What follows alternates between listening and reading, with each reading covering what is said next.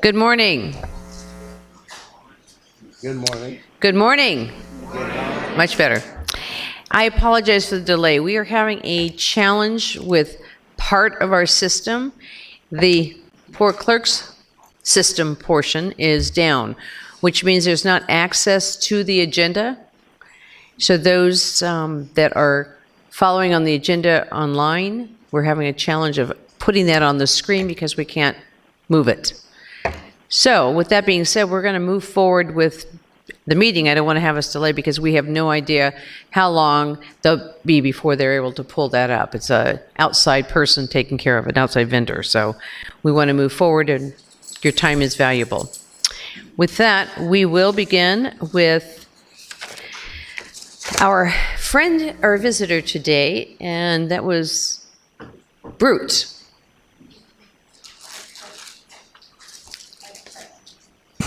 Hello, can you hear me? Okay, there it goes. The microphone was sleepy this morning. My name is Veronica Perez. I'm the Public Information Officer for Riverside County Department of Animal Services, and the star of the show today is Bert. Bert is a 4-year-old Labrador mix. He's been at the shelter since March of this year, and he really is a sweet boy if you got to see him. He's a little overwhelmed, I think, this morning, but he walks really well on a leash. He jumped in my car, no problem. I had him out in the play yard earlier, and he was running around being a happy dog, coming up to me with a big smile. So Bert is available for adoption, just like all of our dogs across all of our shelters. All adoptions are fee waived. That means you can come adopt a dog or a cat at no cost, and included in adoptions is their spay and neuter surgery, age-appropriate vaccinations, their microchip, and an engraved ID tag. So really everything you need to set your new best friend up for success. We are doing our Empty the Shelters promotion with the Bissell Pet Foundation through May 17th. So if you do one thing today, tell a friend or a family member about our fee-waived adoptions going on across all Riverside County shelters. And you can check out available dogs before going to the shelter on our website at rcdas.org. If anyone is interested in meeting Bert, I'll hang out in the back for a little bit, and he is available at our Western Riverside shelter in Harupa Valley. Thank you all for your time. Thank you.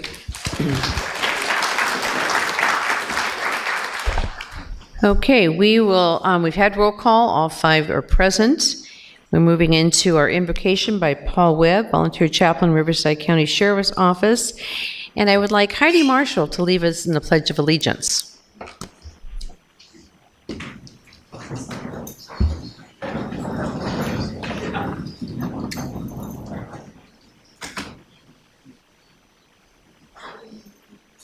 Good morning. I pledge allegiance to the flag of the United States of America and to the republic for which it stands, one nation, under God, indivisible, with liberty and justice for all. And Paula Webb.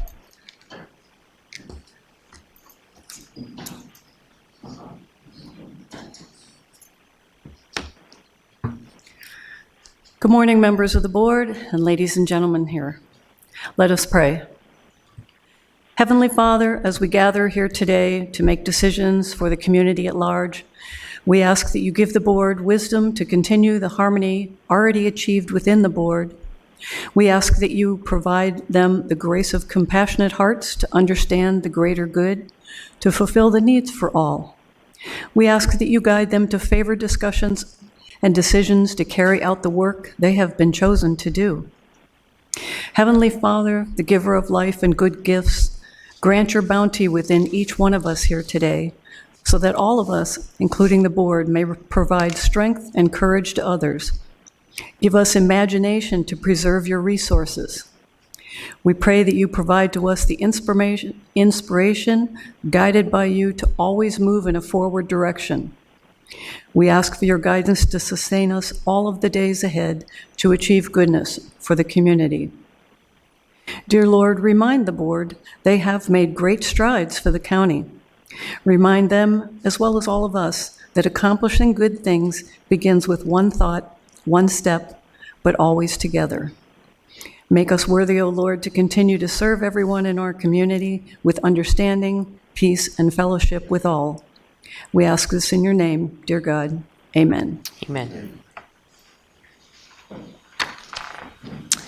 Thank you, Paula. I did want to, Heidi Marshall is our Director for Housing and Workforce Development, so thank you for leading us in the pledge. Next, we have a presentation. We have something, this month is Military Appreciation Month. And so we have, is Adam here? Oh, don't scare me like that. We have worked with our Veterans Affairs Office to do this and move this forward on recognizing our veterans. And he will explain the process and how you did it and why we're doing it. So I just want to, and then I'll pick up after you're done.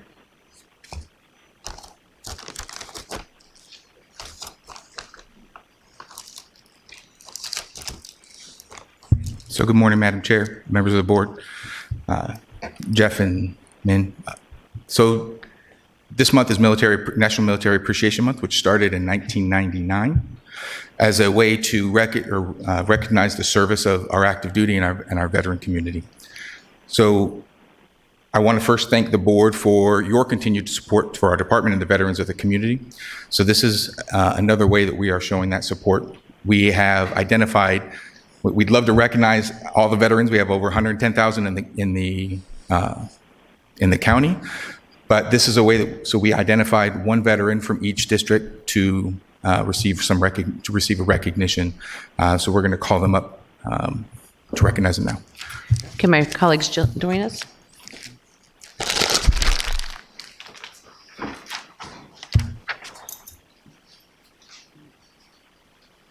Go ahead and come on up.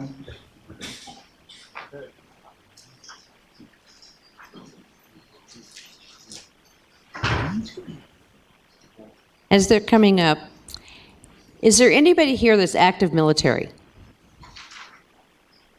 Okay. Can I have all veterans stand?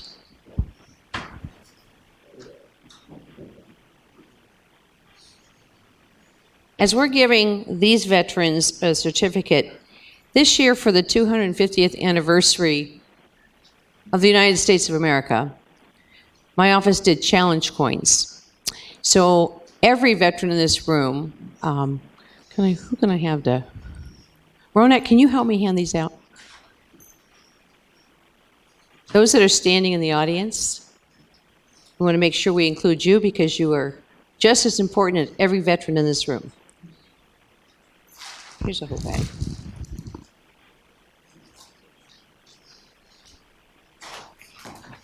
And why don't you introduce our...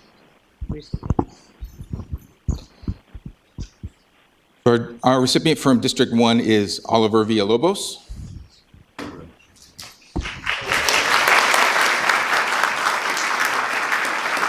Oliver is a Marine veteran, but he also works for our department. So he worked for the VA as an assistant director. So he's been serving the community for a number of years.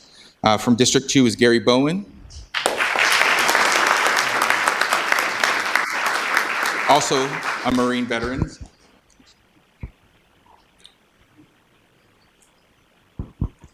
From District 3 is Daniel Martinez, a Vietnam veteran, U.S. Army veteran.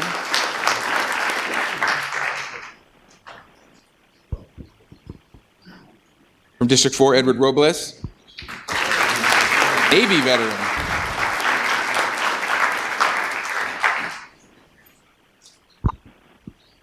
And then from District 5 is Carlos Mike, an Army veteran. I just want to say a quick thank you to our designees. They not only for their military service, but also their continued service to the community and to the county. So it's greatly appreciated. Thank you so much. And I'm just going to have, who wants to present the... You should. I think Chuck should. He's our only veteran up here. You know, thank you for your service. Absolutely. I know what my time in the Navy taught me, and I have brothers from the Navy that I still continue to stay in touch with, even though I left the Navy in 1989, so it's been a while. But I think you will all be able to relate to this. It teaches you the meaning of service, service to others. And I think the five of you who are standing here before us exemplify that service. So I also thank you for that service and what you carry forward. You represent a lot of what Riverside County is all about. So congratulations to each and every one of you. And we have a proclamation presented from the entire board, and we'll make a presentation of that. And then I guess, Madam Chair, do you want to pose for some pictures? Anyone else have comments to make? Pass the mic. No? It's for Adam, yeah. Yeah. Okay. He just happens to be here, and he's good looking. Yeah, he's got a nice colored coat. Yeah, sure. Here, hold that. I'm going to hold this.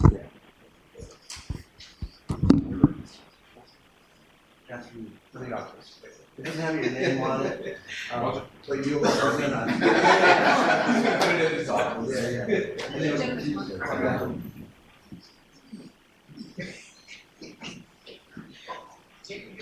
Oh, you're not gonna get any picture, right? Not gonna do it here. Yeah. Well, you're over there. Right. Are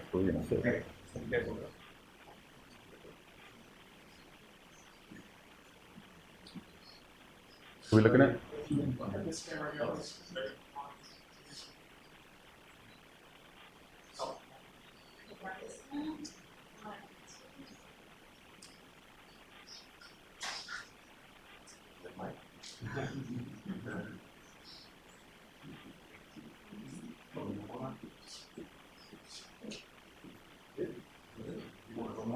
One more.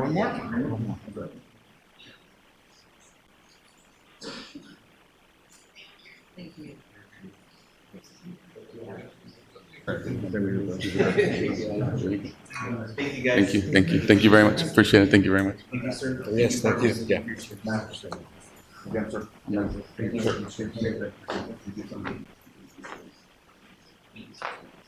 Thank you very much.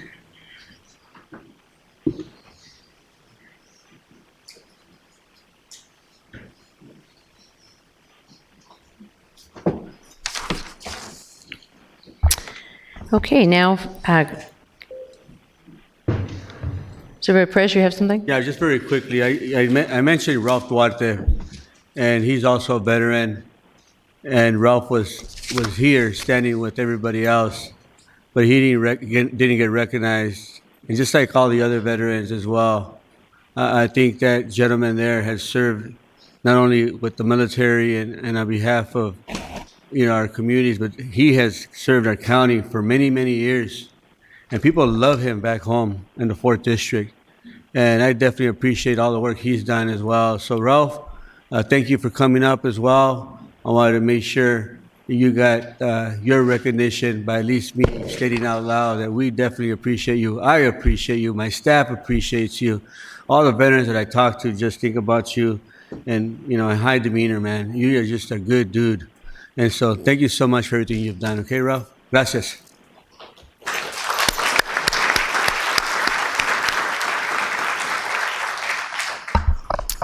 Okay, can we have an update, board update? Yes, there are no additions, deletions, corrections, or notations. We have speakers signed up for public comment in items 2.7 and 3.2. Okay, and we're setting 3.8 for a public hearing and 3.18 to set and publish notice for a public hearing, right? Yes. Okay, so we'll make sure we have those. Do my colleagues have any items to pull? Supervisor Perez? Oh, there. Supervisor Medina? Yes. I'd like to pull item 2.7. Oh, okay. Okay, so with that, we have a motion and a second. and that passes 5-0. We will now move to 2.7. We have 3 public speakers. Your choice. We'll do Roy Bleckert, followed by Ivana Uriarte, and Ivana is online.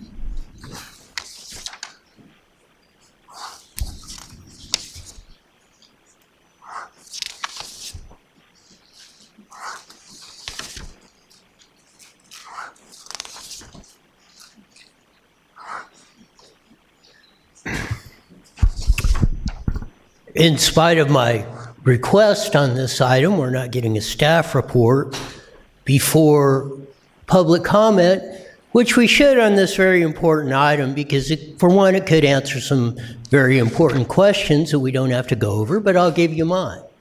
Well, First, why don't you wait? We could do the presentation then. that would be perfect. Okay? Thank you. Can we? Is that what you were asking, Supervisor Medina? Well, yes, exactly. For the presentation. I would turn to our CEO. Thank you, Chair. Thank you, Supervisor Medina. Item 2.7 is our public reporting of the results of our fiscal year 26-27 budget survey, as well as the results of our community budget workshops that were held in person in each of our 5 supervisorial districts. This is the second year of our new effort to really try and capture the sentiment of the community on those issues that are priorities that our residents would like to see funded in the budget. Our survey this year, once again, we partnered with the University of California School of Public Policy to analyze those results and put them in a comprehensive report that explains what the community was saying. So with the board's permission, I would like to introduce Dean Mark Long, the Dean of the UCR School of Public Policy. And he has 2 of his graduate students here today who also assisted in preparing the report, Andres Gugig and Esther Mejia. Dean Long, coming up and we'll hear your presentation. And feel free to clap those who wanted to clap. And there you go. So thank you all. It was a pleasure working on this report and doing this analysis with the students. And are we able to pull up slides? Okay, wonderful. All right. So this is, we're going to be presenting the qualitative and quantitative analysis. I'm going to first start with describing the characteristics of the respondents. So we had about 26,543 respondents, of which 25,944 responded to the English language survey, 599 to the Spanish language survey. There was questions asked about zip code of the respondents. 7,556 did not have an indication that they were a resident of Riverside County. The zip codes themselves, turns out they span districts. So what we look at when we do the analysis by district is if any portion of your zip code is in that district, we're counting you as part of that district. So District 1, 5,828, and so forth.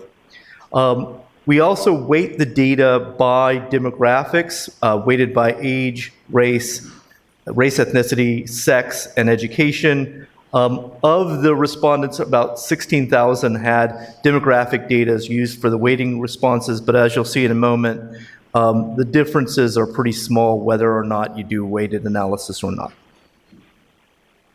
Okay, so I'm going to talk about the quantitative analysis, and Andres and Esther will talk about the qualitative analysis. So the quantitative analysis, this figure has a lot going on, a whole lot going on, but essentially what it's showing is for the very first questions, and I'm going to show some that are got a lot less graphics going on here, but which of the following Riverside County services are most important to you? The first bar is just unweighted, all respondents. The second bar, which is white, is weighted by demographics, and generally you see that it really doesn't matter whether we weight the analysis or not. Then we restrict to Riverside County adults where we have indication that they live in the county, and that's what I'm going to focus on for the rest of the presentation. And then we also show the results where they're lacking the demographic information to allow for weighting. then by district, and whether it's a respondent who lives outside of Riverside County. But again, these bars should show you actually pretty much regardless of where you live or whether we have data to be able to weight your responses or not, the results are pretty similar. The full report has all of the data. I'm just going to focus on Riverside County adults weighted by demographics. Okay, so again, this is that first question again. So which of the following Riverside County service categories are most important to you? And the respondents was allowed to choose up to 4 categories. From this, public works and community services were the top category, followed by public safety. This is, by the way, a reversal. Last year, it was public safety was the top priority, so it's shifted to public works. Followed by health and human services, finance and government services, and far below that was internal services, possibly because it's harder for respondents to really understand what internal services are, although they were given some information about what it included. What are your top 5 initiatives in Riverside County? Road maintenance, social assistance program, and affordable housing were the top choices. At the bottom of the list was financial budgeting and auditing, disease detection and vaccination, and rehabilitation and probation support. One difference from the survey that was given last year, which I think was a nice innovation, is you then on the next question asked the reverse. What's your least favorite initiatives? And lowest 5 initiatives. And it's actually almost an exact flip, maybe not surprisingly. So the things that are least interested for funding are rehabilitation and probation support, financial budgeting and auditing, disease detection and vaccination. So again, that's what you saw on the flip side. The items that were chosen lowest for having less funding were fire and emergency response, child protection and family support, and medical care and health services. So again, if you look at these two, they're largely a flip of the other one. What are the top utility and public works needs in your community? Paved roads, and this shows up in the qualitative data that Andres and Esther will talk about. Street lighting and sidewalks being the next highest categories. Bridges were the last chosen, and I believe it was last chosen last year as well. What are other important service providers' needs in your community? Medical and healthcare providers, community centers, grocery stores. And at the bottom was warehouses, office buildings, technology companies. I want to just make a little quick comment about this. It's not that surprising to me that grocery stores would show up high, whereas technology companies would show up low. Everyone goes to a grocery store. And so you wouldn't necessarily take that to mean that the community doesn't think it's important to have high-tech companies come to the area. What other important service providers are needed in your community? Online services, faster responses to requests, and applications easier to complete were at least like the highest priorities. County service navigators was the lowest priority. How would you distribute the budget across all service categories? So this was essentially an effort where the respondent was asked to allocate all of the budget across these 6 categories where the sum had to equal 100%. So how should you be allocating the budget? A little bit more than a fifth towards health and hospital services and public safety, a little bit less than a fifth towards public works and community service and human services, and about 1/10 to finance and government services and internal services. Okay, and I'm going to switch over to talk about the qualitative analysis, and Andres will start us off. Thank you. So the way we went about classifying all of these qualitative responses, because there were so many, and obviously in these sections, people can write whatever they want. It doesn't even have to be related to the question asked. So what we decided to do was we classified these responses based on thematic keywords. And these are some examples. These aren't actually what we used. But if you wanted to say, assess how much people wanted more food access based exclusively on the qualitative data, you'd use words like grocery, supermercado for the Spanish survey, and things of that nature so that you can get an idea of what people are asking for rather than going one by one and reading every response. So what we found using this is that obviously, like the quantitative data shows, infrastructure is a major point of concern for a lot of people. The thing is, for the qualitative section, infrastructure is a pretty large umbrella, and something that's not expressed at a first glance is the individual nuances. For instance, something that we saw in the qualitative data was in District 3 and to a lesser extent District 2, people had way more problems with flooding and drainage issues. Obviously, paved roads, potholes, sidewalks, and street lighting were pretty ubiquitous still, but these districts had a slight increase in water drainage issues when compared to other districts, and there were slight nuances like that throughout each of the districts, but those, I think, were the most severe. Transportation's a second place, but there's still quite a huge margin because of how big an umbrella infrastructure is. And then, of course, public safety. A lot of public safety issues also coincided with things like, I want more street lighting because I don't feel safe in my area. So some of these issues were kind of linked, especially when you link back to the huge infrastructure mentioned that you have in the qualitative section. And then obviously going down the list, housing for the homeless, and then elders and senior care for accessibility in both the English-speaking section and the Spanish-speaking section for certain demographics for each of those language survey responses. And accessibility is going to be a pretty big issue going into our policy recommendations, because both the English-speaking demographic and the Spanish-speaking demographic had these choice issues when talking about how they wanted to interact with their government and things of that nature, and how they wanted to get involved, but felt there were certain barriers to it. Obviously, certain nuances between the English and the Spanish-speaking surveys, but still the same issue of accessibility. So, moving on to the policy recommendations. Esther will give you those. Hello, my name is Esther Mejia. I'm a first-year master's student at UCR, and I'm going to be going over the policy recommendations that we were able to contextualize off of the response that we got from the survey. And so one of the things that we were able to come up with based off recommendations or based off of intel that we got from the survey was equitable access to housing and utilities. So specifically, this kind of mentioned individuals wanted a little bit more assistance when paying their utility bills. We also got from this support for aging populations. There was a lot of feedback that we got with individuals expressing that they wanted things to be more accessible. So that being, calling in for county services and having an option to talk to a person over the phone rather than going to like an AI automated message was one of the big things that we heard. So really making sure that our county services are more accessible to aging populations was something that was really important. We also saw that individuals also wanted help on their utility bills when it came to aging populations as well, was one of the things that we got feedback on. We also had government services and accessibilities. So as Dean Long mentioned earlier, individuals really wanted to get faster response times when it came to concerns that they had put into the county. So making sure that individuals were getting communications back from the county was one of the policy recommendations that we were able to contextualize from the responses, as well as healthcare and mental health expansions. In District 5, a lot of individuals expressed that they wanted more help with transportation, but transportation specifically to healthcare facilities, so things like doctor's office and hospitals. So really making sure that those areas of transportations are more streamlined in those districts. Safety and infrastructure investment, as Andres mentioned, we got a lot of input on infrastructure.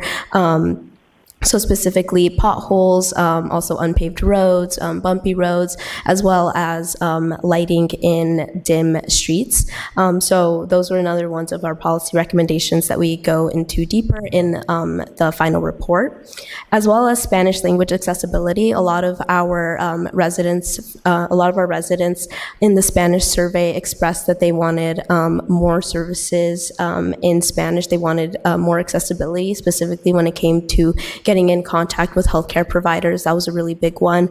And they also expressed having community centers as well for individuals to learn English. So our English learners also wanted a lot of support when it came to county services to help with the language barrier. So targeted outreach in the final in the final report or analysis that we were able to produce, we had more intentional targeted outreach to specific districts with certain needs that the districts needed. So for specifically second district and third district, when we mentioned infrastructure. So in that analysis packet, we were able to dive deeper into what specific needs the districts have. And yeah, I will turn it over. Just want to say thank you. And then those are our contacts if individuals have any questions. And I will turn the floor over to Dean Long. Just want to say thank you and appreciate providing these opportunities to our amazing students and to the audience. If you are looking to hire, we have amazing students to hire. Thanks.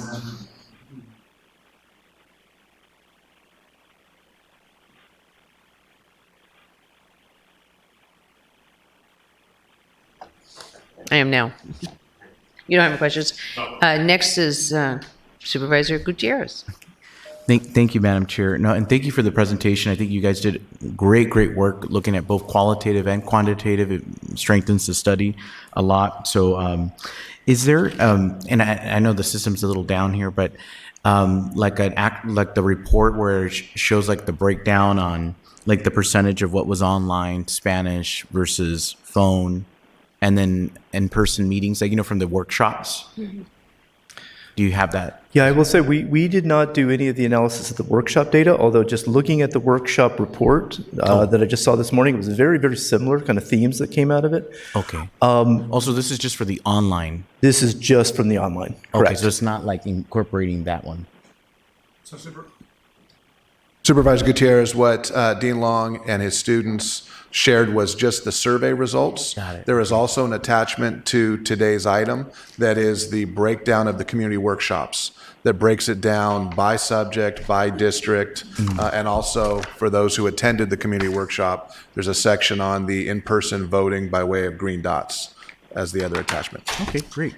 So we can get this data, it's already in the agenda already? Correct. Okay, got it. Perfect. Yeah, and actually one of the things I think is interesting is that since we did not have the data from the workshops, it's kind of like a reliability check on, is your online survey giving you the same information, or conversely, is your workshops giving you the same information that you're getting from a broader survey? And I think largely they pretty much correspond with each other. And then if I heard you correctly, you said that in D5 they wanted to improve the transportation services to medical appointments? Mm-hmm. Is that yes, what you that's said? what our qualitative feedback found. Okay, got it. Mm-hmm. Okay, thank you so much. Appreciate it. Good job. Supervisor Perez. Yeah, I think my question was answered regarding the community workshops. But I guess just an overall question for you. You might have said something to this already. Compared to last year, and is this your second year now you've done this, or your third year? Yeah, I've done a report 2 years with last year with 2 other students. Okay, so this is 2 in a row now. Correct. What would you say are the major differences or alarming pieces of information that you saw or that you see differently from last year with this year? If you had to compare, if you had to bring out 3 issues, what would they be that you were surprised at? So to answer the first part, which is the differences were subtle.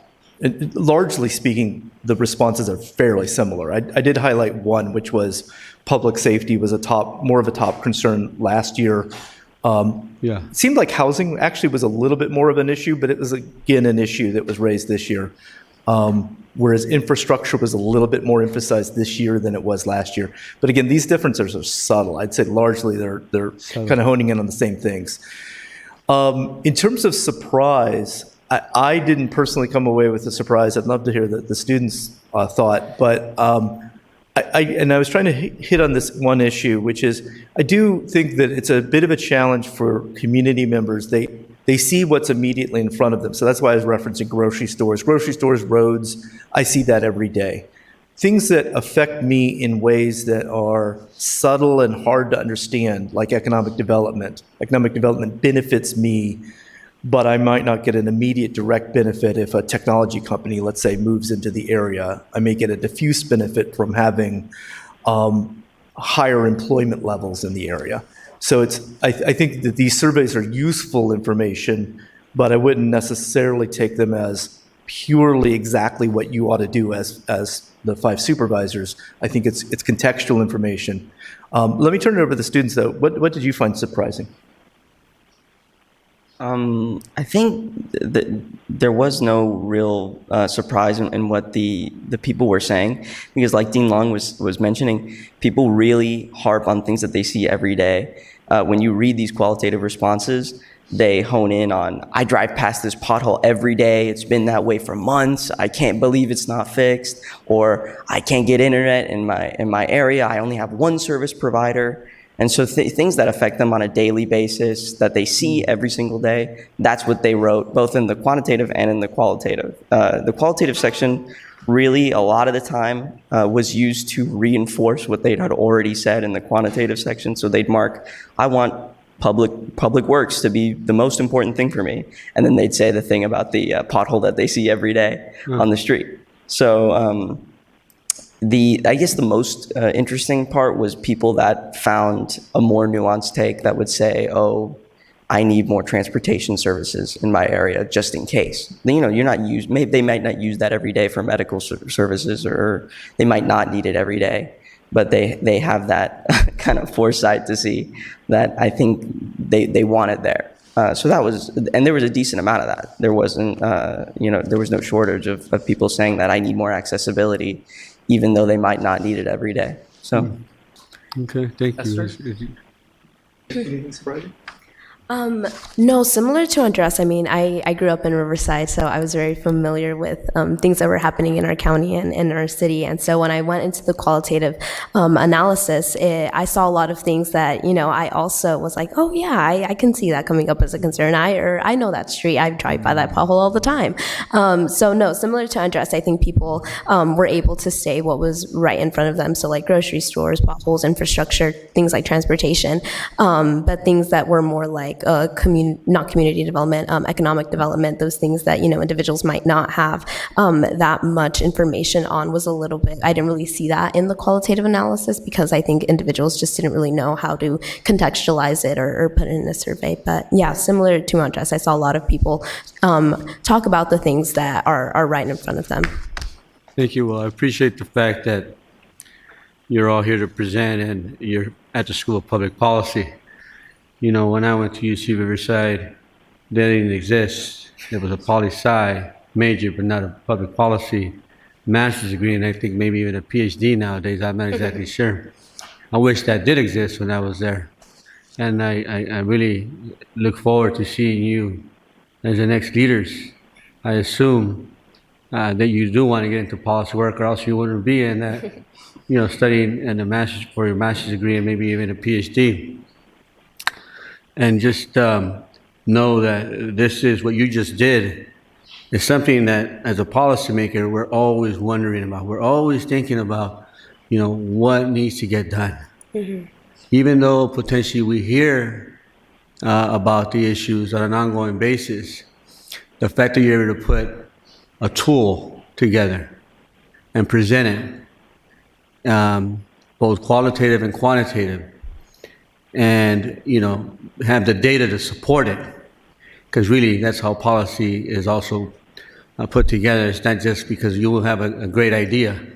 What's the data behind it to support it is critical. Mm-hmm. And so this lesson that you just learned, I guess, or you were part of, experience, is a great one, and I commend you for it. And so look forward to working with you in the future, and come our way, come to the 4th District, and we'll see what we can do. Thank you. Thank you. Thank you. Thank you. Mr. Van Wagenen, did you have? No, other than just to say thank you once again to Dean Long and to the students. Supervisor Perez has indicated this is the 2nd year that we've been using this survey, and for what it's worth, the survey has been developed in-house at the county. We use SurveyMonkey to push it out. And I don't want to put UCR's business on the street, but it was a very good deal to get this type of high-level analysis from one of our leading academic institutions. So it is much appreciated, and thank you very much. I would like to see, I'm going to say next year, not if, but next year, a comparison. I know you have this historical knowledge in your head, but to get it to where we can compare the 3 years and see what, you said subtle, and I appreciate that, but there were differences. And to see, so that we can say, okay, was the differences changed because of something happening? Was there improvements in some areas, so that we can see if we're on the right track, investing in the right places, so that there's a reason we did this. So I think that'd be really beneficial if we had, next year we have the 3 years comparative. Yeah, and that'd be easy to do. We now have the data, so yes, we could add that to the report. I can't get inside your head to hear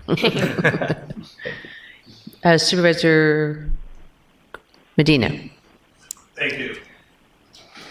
Yeah, I also wanted to just thank the Dean Long, thank you, and your students.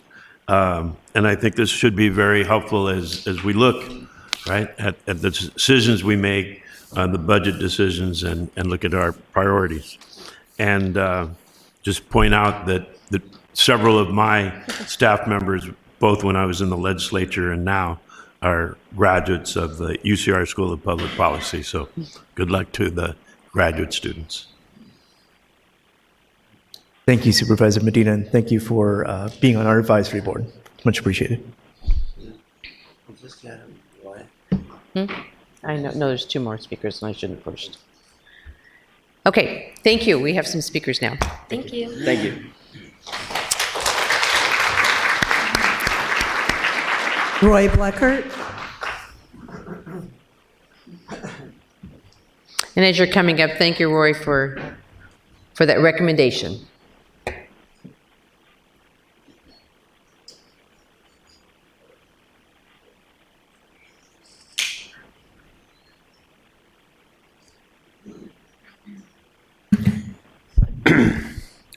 See how easy it is to follow proper protocol. Start off with the District 5 budget workshop meeting, which took place on April 21st in my hometown of Edgemont. Happened to schedule that exactly on the day of a city council meeting where the odious Corey the Crook, our Assemblyman Jackson, was trying to fleece Moreno Valley over there. So I couldn't attend. Now, a conspiracy theorist might say you did that on purpose. And it was acknowledged of what was going on. So how did you figure that out? You've been the mayor and councilman for many years. You knew what was going on. Let's deal with the UCR. Let's take you back about 10 years ago with Riverside Public Utilities and their manager, who wrote on their study, their survey to wrote a rate increase, no, we don't like this, it doesn't justify a rate increase, and it comes back, the survey comes back, readjusted to justify the rate increase. The RPU manager resigned after that, and Russo, the CM, was fired. So I think I have a lot of evidence, because it was broke on my show, that you should take dubious of what UCR comes back, and I would say check out Paul Mitchell of Prop 50 fame and see what he thinks of SurveyMonkey. Government creates these problems, and you think you're going to have one government agency criticize the other? Yeah, our roads suck. Our health care, we're paying 3 times more for half the service. Housing costs, you jam them with your policies, as you've done right here, 3 to 4 to 5 times higher, and then call it affordable housing. Everything practically that comes through here, as you grow the government monster bigger, makes the lives of everyone in Riverside County harder to live, more difficult, despite The common denominator of this is the more money you spend, the worse everything gets. Prop A on traffic. Convince everybody that traffic is better. And the list can go on. When do you start to drop, like Sweden did, the influence of government and enrich and empower and give the people opportunity they deserve? Thank you, Roy. Veronica Langworthy. Veronica will be followed by Ivana Uriarte.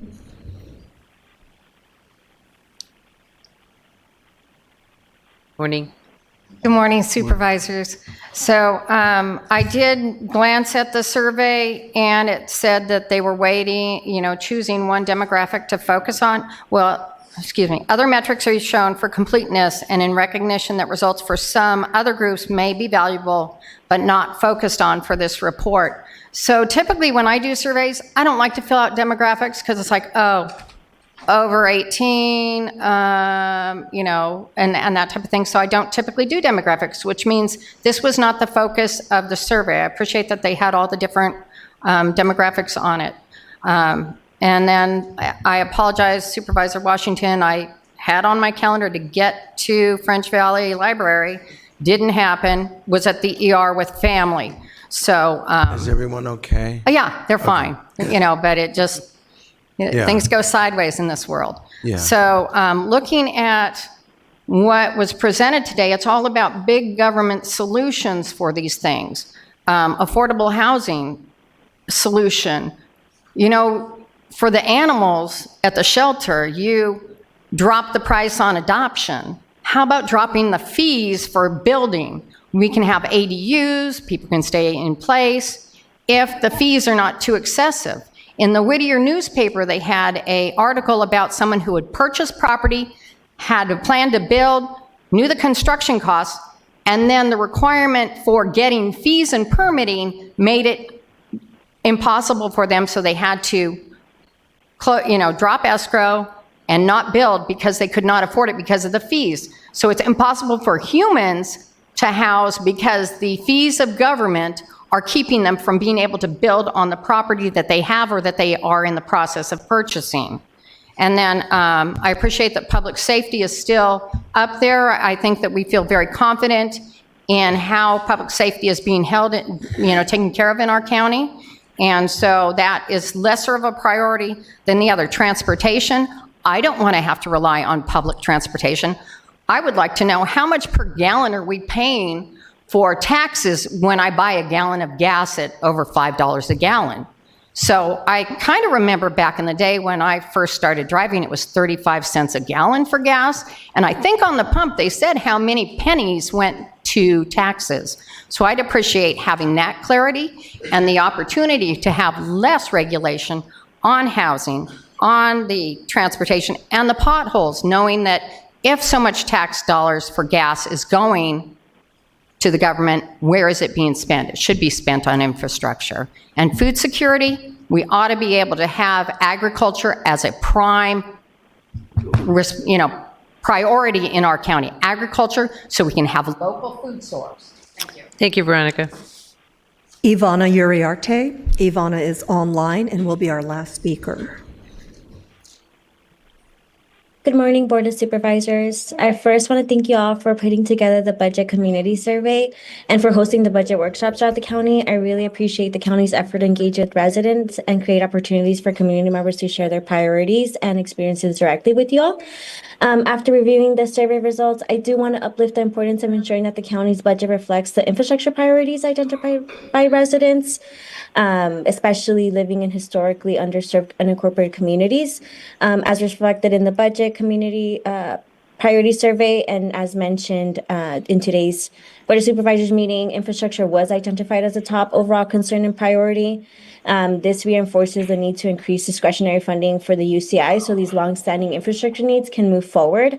Residents across the ECV have consistently identified critical infrastructure needs throughout the years through community engagement, planning efforts, and community-led processes. These priorities include sidewalk gap closures, crosswalks, street lighting, shade infrastructure, and community resilient projects that directly impact public safety, mobility, and the quality of life. I do want to note that many of these projects have already been identified through existing plans, including the Thermal and Oasis and Mecca and North Shore mobility plans, as well as the ECV Shade Equity Master Plan led by KDI. And then just really want to highlight the importance of the North Shore Community Resilience Center as a critical infrastructure investment that would support emergency response, climate resilience, and access to essential community service. We do encourage the board to continue prioritizing and increasing discretionary funding for UCI so these longstanding infrastructure, as I mentioned, can move forward. And then just lastly, it was my understanding that this year the survey incorporated zip code information to help track responses by community area. I was just wondering whether those results or geographic breakdown of the responses by zip code may be available in the future, given that this information can help better understand where these priorities are emerging from the different regions of the county. Thank you all. Thank you for your comments. Okay, that was our last speaker? Yes. Okay, and that passes 5-0. We are now on 3.2. We have two public speakers for this item. Veronica Langworthy, followed by Roy Bleckert.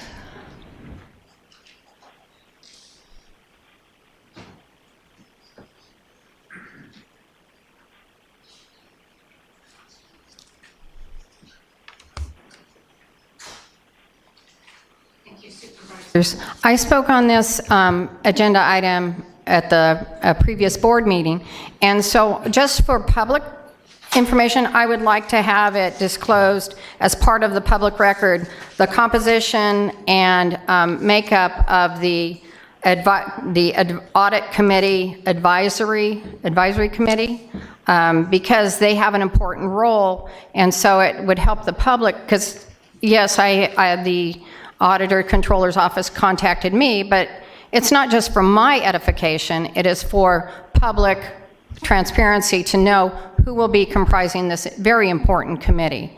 So it would be nice to have that put into the record so that people could understand who is helping with these conversations. Thank you. Thank you for your comment. Roy Bleckert, and Roy will be our last speaker.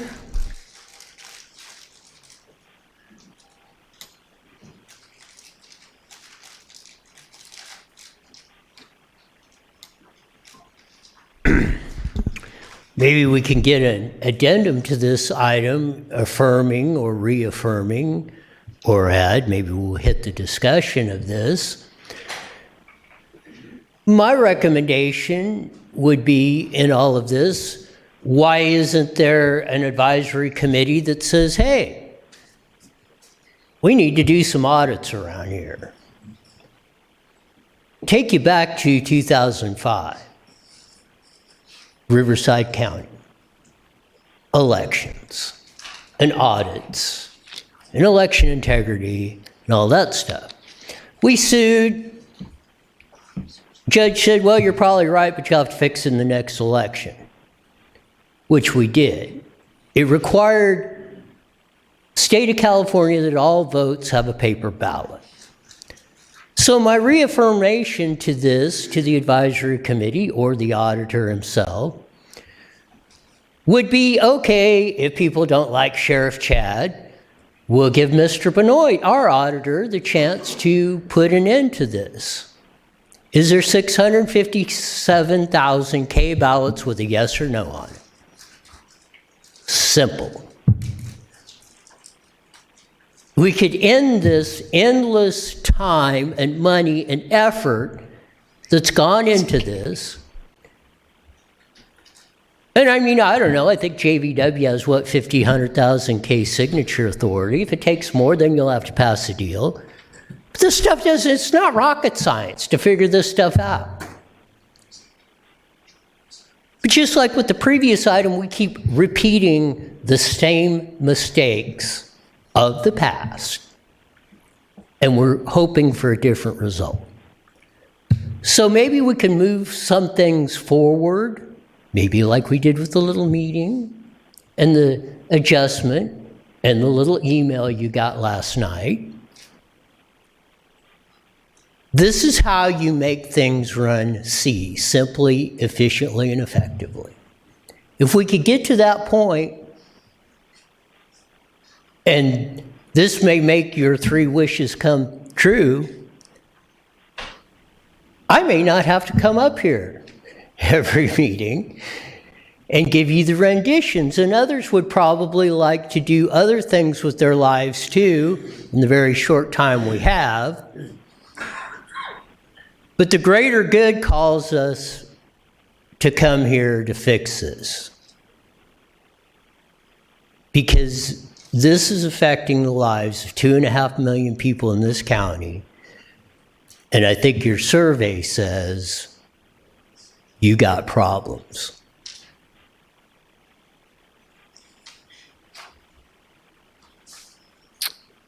Those are the only 2 speakers.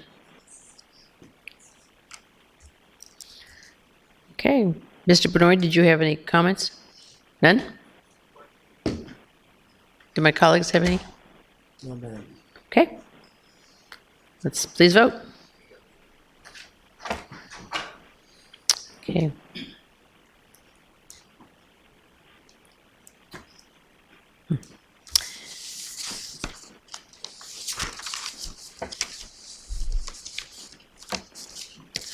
Okay, we are now on.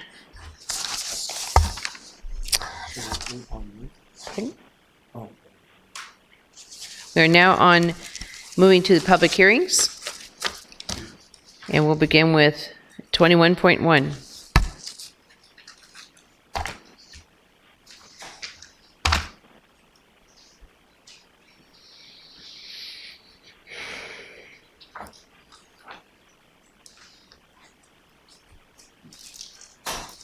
Good morning. Madam Chair, members of the board, Mr. Van Wagenen, Mr. Tran.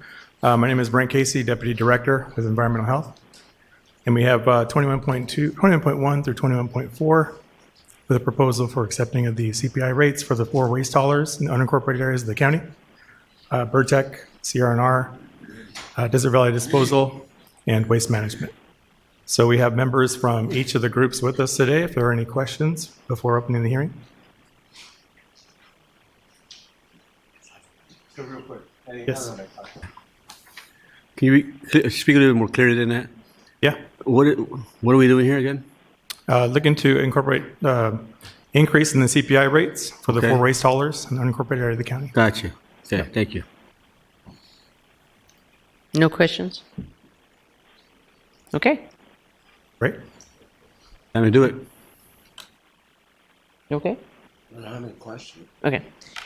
We will go ahead and open the public hearing. Do we have anybody to speak on this item? There are no public speakers. Okay. That includes the waste haulers if they want to say anything, or anybody else. Okay, seeing nobody, we will close the public hearing and bring it back to the board for vote.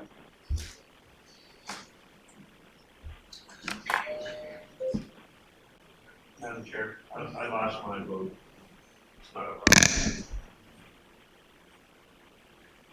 Rory, Jacob, somebody, Paul? Can't help it. Yeah, extend.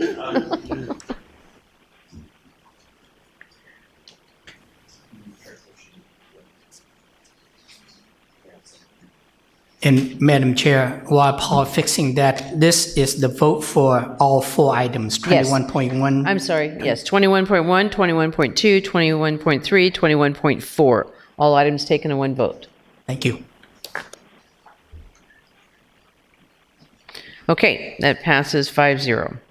We are now on 21.5, and I will ask that Tammy Douglas-Schatz come forward and make a presentation or share what we're doing here. Thank you, Madam Chair, members of the board, Mr. Tran, Mr. Van Wagenen. I'm Tammy Douglas-Schatz, your Human Resources Director. And Julia Luna, Assistant Director, will be assisting me with this presentation. So we're here for our 2nd annual presentation on vacancy rates. And we're presenting this to comply with Government Code 3502. And I don't know if you want to go ahead and bring that presentation up. Thank you.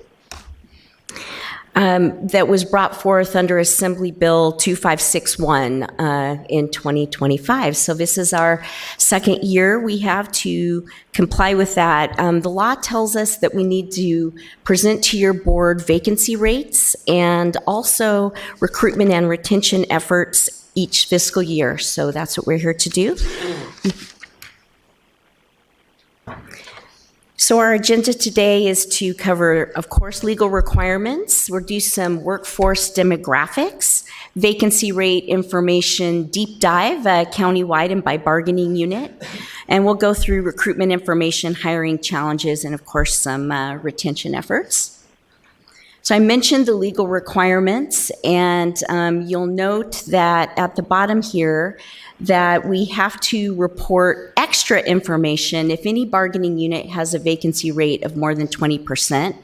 I'll give you a little sneak peek on the data. No bargaining unit is over 20%, so all the deep dive will be restricted to the higher level. And all the data you'll see here is for the reporting period of July 1st, 25 through March 31st of 26. And we set that period last year as well. So year after year, you'll see the same time period for the data. So diving into some workforce information, we have over 40 departments in the county, and we do a lot of different work. We've got that work divided into 6 portfolios. They're listed here: health and hospital, public safety, human services, public works, finance and government services, and internal services. Human resources is a proud member of the internal services portfolio. We have over 23,000 regular employees in this county and 3,000 temporary and per diem employees. And those employees do work that are divided into 2,000 distinct classifications. So we do a lot of different things in the county. And just to give you some demographic data, this breaks down employees by average age. You can see that we're pretty evenly distributed by age, with the exception of about 25% of employees are 50 or older. So we have enough experienced folks to help the younger folks, and that plays out in average tenure as well. That line of 1 to 3 years tenure can't be missed. That's the majority of our employees, between 1 and 3 years and 4 to 6 years. But then look at the bottom there, greater than 19 years of service is a pretty long line too. So we've got some experienced folks to help the younger folks. And ethnicity and gender is a nice way to describe our workforce as well. You can see that we're very diverse, with the majority of our employees identifying as Hispanic and Latino, and the majority are female. And that is a good summary of demographic data. And I want to turn this presentation over to Julia Luna for some more information. Good morning. So I'm pleased to share insight into our vacancy rate information. This slide shows the total number of filled positions, vacant positions, and our countywide vacancy rate. Here you'll see that we have a 16% vacancy rate for the review period. Last year we had a vacancy rate of 19%, reflecting meaningful progress in managing vacancies despite really challenging budget conditions. Moving from that global perspective, you'll see our vacancy rate by bargaining unit. So acclimating you to the table here on the left, it shows all of our county bargaining units. On the far right, there's 2 columns that show the vacancy rate percentage for each unit. And notably, none exceed the 20% threshold, as Tammy mentioned. So that means the additional reporting requirements under the law are not applicable here. Of note, we did receive requests for information from our union partners, which of course the county provided, and we're happy to work with them to navigate any questions they may have. In recent years, with support from this board, the executive office, and partnership with our county departments, we've made really meaningful progress in our recruitment and retention process, really optimizing things. We're really pleased to share the insights there about that. So this slide shows our recruitment process. The County of Riverside operates under an approved local merit system by CalHR. That means that we follow a structured, consistent process for all recruitments, holding civil service rules and merit principles. For us, a recruitment starts when we receive a request from a department. We partner with them to evaluate their needs, post the job, evaluate candidates, and then work through the selection process, ultimately offering employment and placing them through pre-employment process. So if you think about the recruitment process as a funnel, at the top, there's a lot of interested candidates interested in joining the county, which is a great thing for us. And as you progress through our recruitment process based on job-related elements, that funnel narrows, and as do the candidates. That's especially true in jobs that have background check requirements that are elevated, like in our sheriff's department, as well as those that have licensure or certification requirements. And just by way of example, we had roughly 142,000 applicants interested in joining our county, so that's a wonderful thing for us. Ultimately, we referred roughly 26,000, so that gives you insight into kind of how the process works. At the end of our recruitment process, we're referring highly qualified candidates that are fit to meet the county's needs.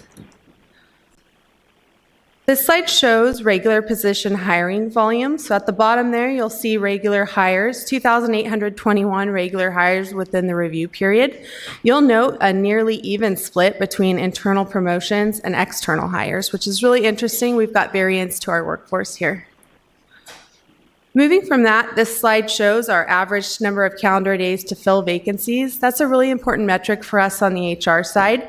That measures a date from when the requisition's received by HR until we have the candidate cleared for pre-employment to start with the department. We're reporting a regular time to fill of 40 days.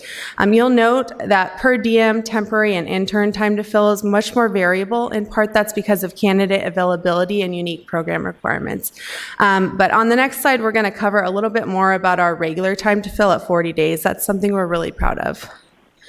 So here, moving from that same concept, from about 2020 to present, we've improved our time to fill from 93 days to 40 days.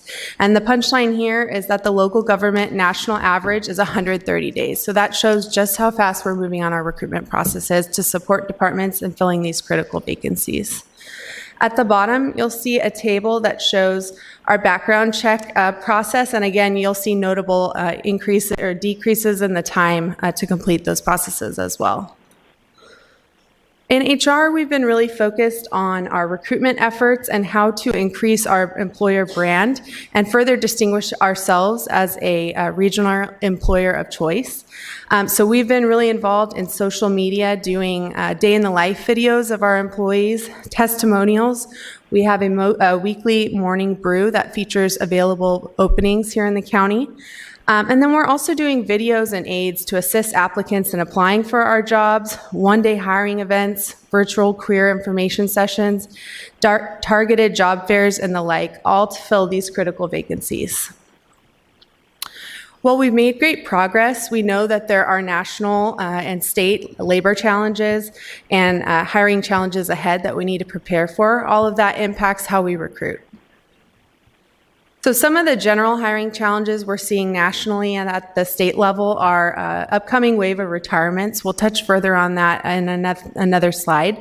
But that really drives urgent need for us to prepare for succession planning and knowledge transfer to ensure the county's ready. Additionally, we're seeing increased competition with other sectors and employers, some offering higher pay, bonuses, flexibility, increased competition, and all of that places pressure on us as an employer. Additionally, we're seeing evolving workforce expectations, so candidates are often seeking flexibility, modern tools, faster hiring, and career mobility. So that's something departments have to be agile and adapt to. And then there's a shrinking talent pipeline that we're facing, often in specialized and licensed roles, all driving a high level of competition in those key fields. So So going back to that wave of retirements, this slide shows CalPERS retirement tiers by age. So at the bottom, you can see there's different tier colors. On the y-axis, you can see the age and then the composition of employees within each. Roughly 40% of our current workforce is or will be eligible to retire in the next 5 years, and half of those are within our Tier 1 retirement plan, which means that they can retire at an earlier age than those in the other tiers.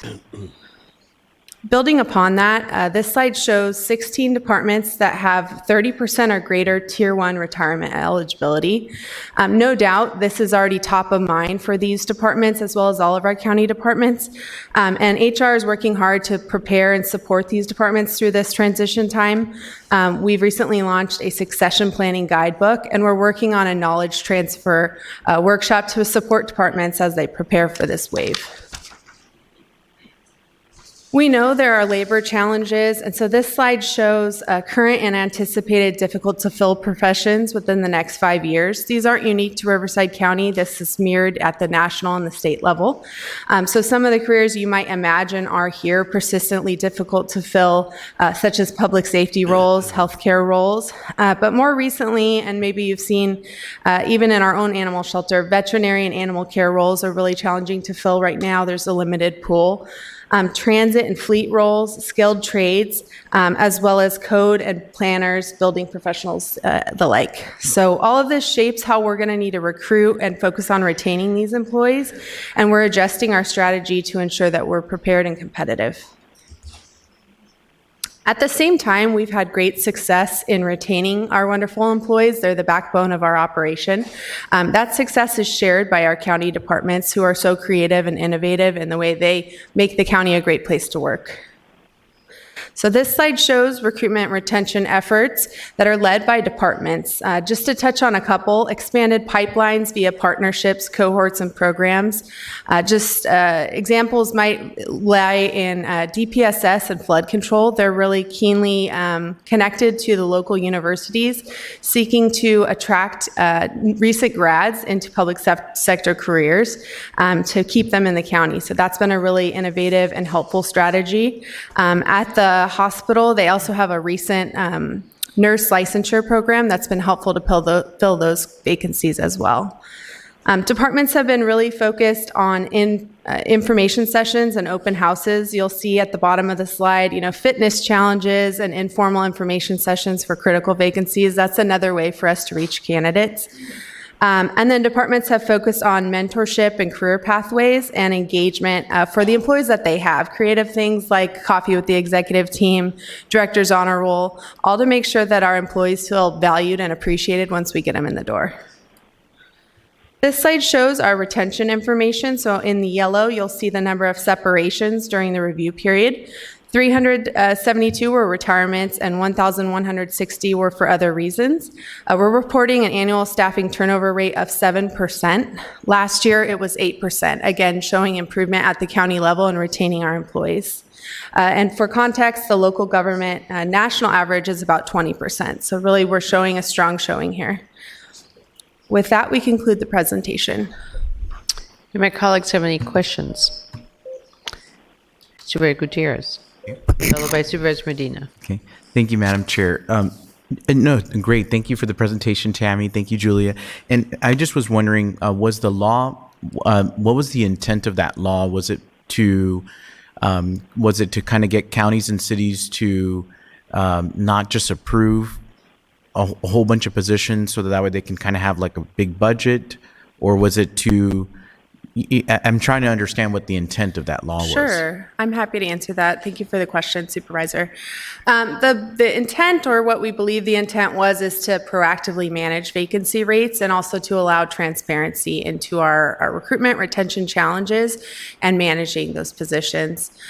So that is the purpose of the hearing. There's a bit of transparency for our union partners as well as the public, and also shines a light on kind of what our number of vacancies are. And I want to just commend the department, because I know you've done a good job of really looking at different departments and their vacancy rates. And I look at, we have a dashboard, that we, through Power BI, through the executive office that I've seen. And I was just curious, like, do you guys also look at certain departments that may have vacancies throughout the whole year? And then if so, do you do like some kind of analysis to say, you know what, maybe you don't really need that position? Because, as a board, we approve these positions, right? But then it's interesting sometimes to see that it stays vacant for like a whole year. So I was just wondering if you guys do any analysis there, because if so, then maybe that funding could be used for other areas.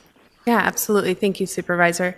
I can tell you that our HR business partner team meets with departments and reviews vacancy rates on at least a quarterly basis, sometimes more frequent. And we're working with them to evaluate the needs and kind of the timing of what might be involved in that. Also, our recruiters are highly involved in identifying key vacancies and getting those recruitments started. It is a two-way partnership, so departments need the will to recruit, and we are here to support them. But certainly it is on our mind, and it's something that we do ongoing throughout the year. Thank you. And I believe executive office does that too, right? You kind of always... Yes, thank you, Supervisor Gutierrez. And as Julia mentioned, we are looking at those dashboards every time we're meeting with departments. This board will remember that we deleted a number of vacant, unfilled, unfunded positions last year. We will be going through the same process again this year. And potentially it's something that number continues to evolve, that vacancy rate. But the key ultimately is that departments, counties were actually filling those necessary positions for which there was funding. Yes. Right. And so the driver now is to make sure that the positions that we have on the books are those positions that we intend to fill and have funding to fill. And then those that don't fall in that category would be deleted behind to keep the vacancy rate really as a true indicator of where we are. Thank you, sir. Thank you, Julie and Tammy. Thank you. Supervisor Medina?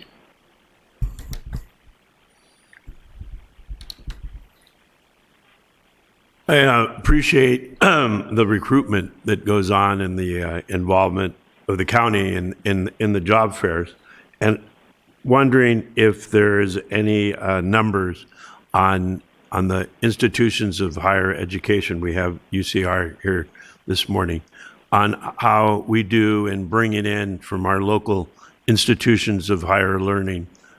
Is there any data, any numbers on where they come from? I'd be interested in seeing those.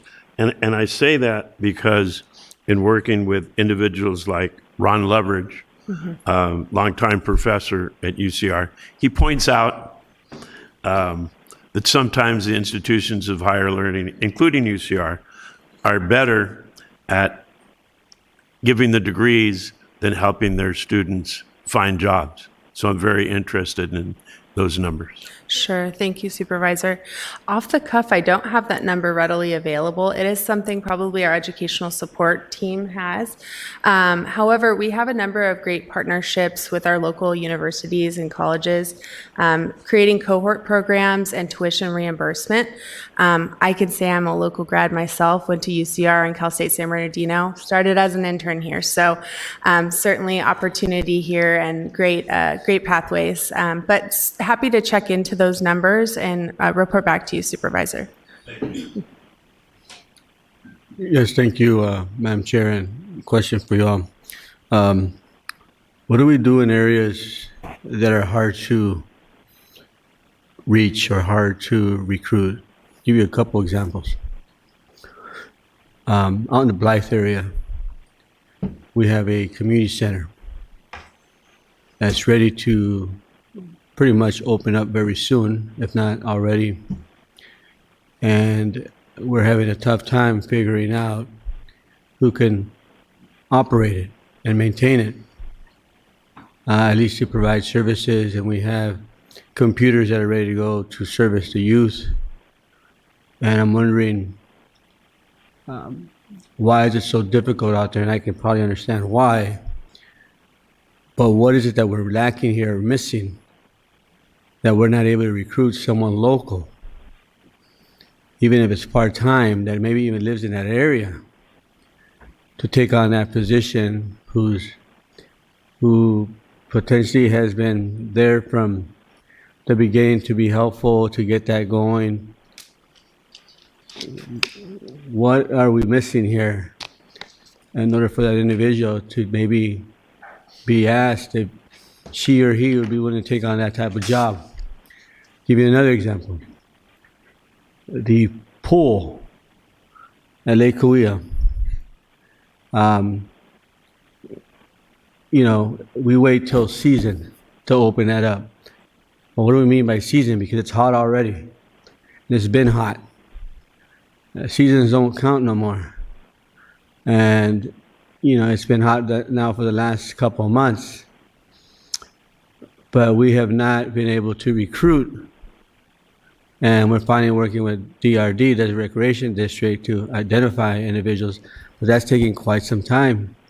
And then I look at commercials from City of Palm Desert, and they are having a commercial up on TV, and they're recruiting people left and right. Why are we, creating those type of, let's say, maybe obstacles or barriers, where we're having people to do a little too much more or extra, when you have another type of government, a local government, that is just quickly recruiting people by having a TV commercial for their water park and the City of Palm Desert. So these are two areas that I have just two examples here that I think we can do a much better job if we identified individuals that are local and provide them these opportunities. And I'm sure that they'd be willing to take on such a role.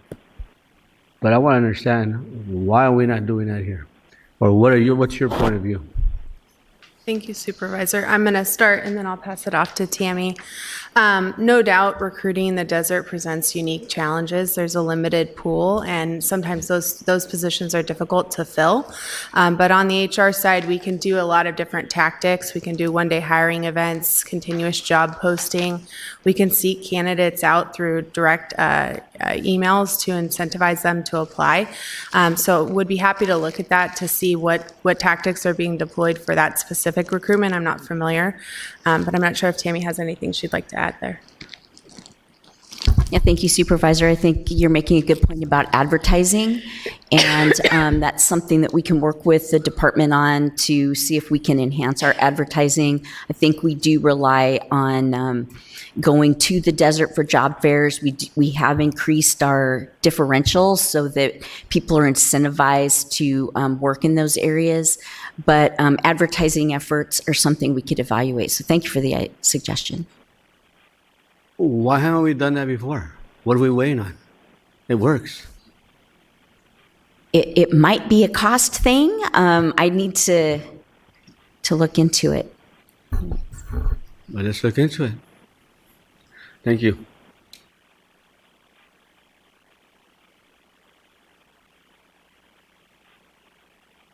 Thank you for your presentation. If there's no more questions from the dais, we will open the public hearing. Do we have anybody here to address us on this item? We do have one speaker, Roy Bleckert.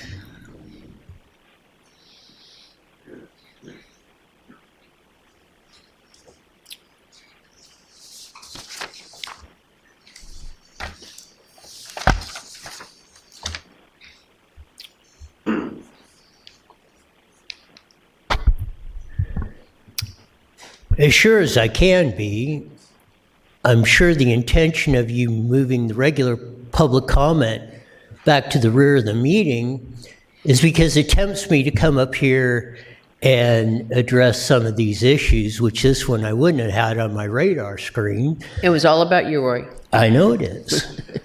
And it should be. Let's get the dirty little secret out of why this law was in. And all of you, you've been in the local government and stuff, and it usually gets with public safety, but others. You always over budget, you put positions in, and then, at the end of the year, I want a bridge named after me, or I want this pet project, and there's a bunch of money piled in there that didn't get spent, and we get to do that. This is the government that we have elected, and we get, and we're seeing the evidence of it. On top of that, look at as the government octopus grows its tentacles. You're seeing in this report what happens.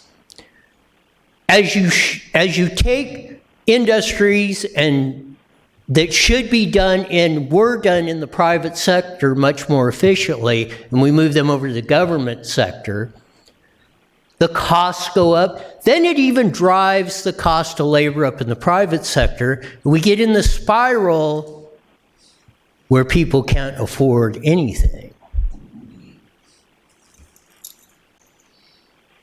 Why you don't address this is what should be addressed in these issues instead of skirting around the problem. The third part is, and Vic asks about, well, why aren't we recruiting local? Well, we have 3 teachers here, and I can tell you why. Have you looked at the student achievement rates in this area? They're not good. Do we have the talent level that have the skills to do the jobs? Why don't you focus on the fundamental problems that you guys caused in a great deal? And I got to believe that you got the intellectual capability to see it. What I question is you got the integrity to tell the truth.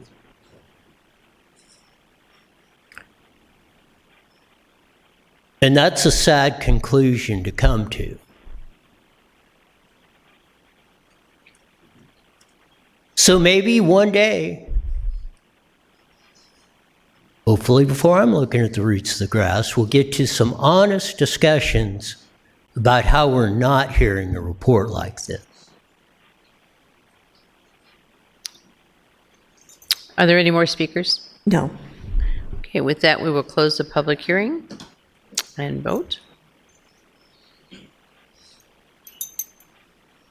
Okay, this item passes 5-0.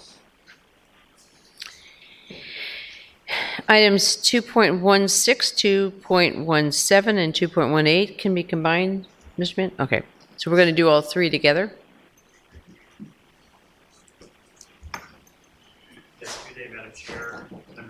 Michael Thomas, Deputy County Counsel for the Treasurer Tax Collector. You have in front of you 3 items for the distribution of excess proceeds from tax sales. Tax Collector staff is not aware of any public speakers on any of these public hearings. So with that, we recommend that the board conduct the public hearings for items 21.6, 21.7, and 21.8, and vote as recommended in the respective staff reports. Okay. Colleagues have any comments? Okay.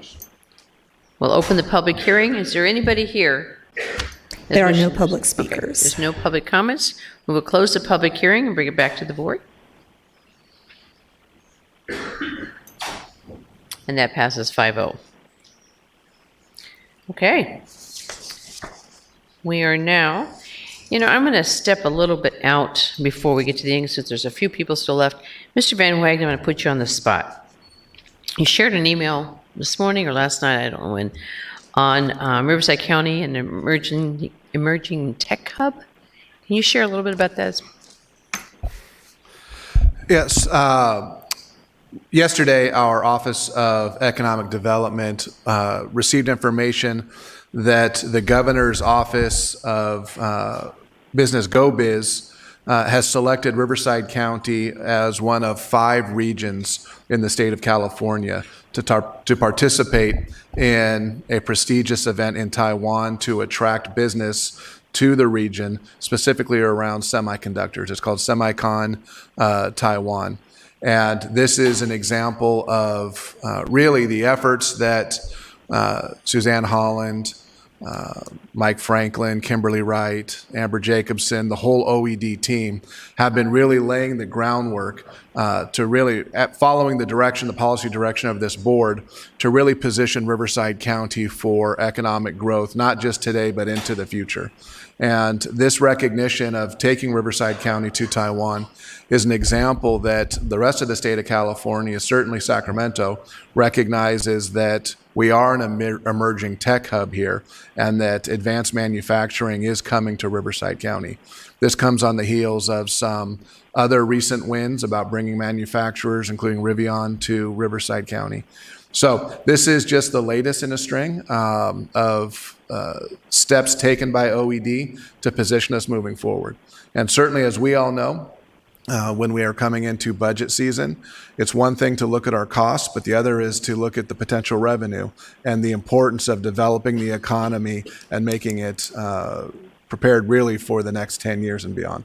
So that was the message I sent earlier today to the board. Really recognizing the good work this board has been doing in supporting economic development across the county, and then the good work being done by our Office of Economic Development. Thank you for sharing that. I just got excited and I knew he could make a better presentation than I, so I wanted to bring it up before we lost everybody here. Okay, we are now going into public comments. How many do we have? We have 11 signed up. Okay, so we're closing public comments. 11 speakers will speak. Closing public comments additions. How's that? Right. I think people have ample time. Okay, can you please call the first speaker? Sukhbir Gill, followed by Greg Langworthy.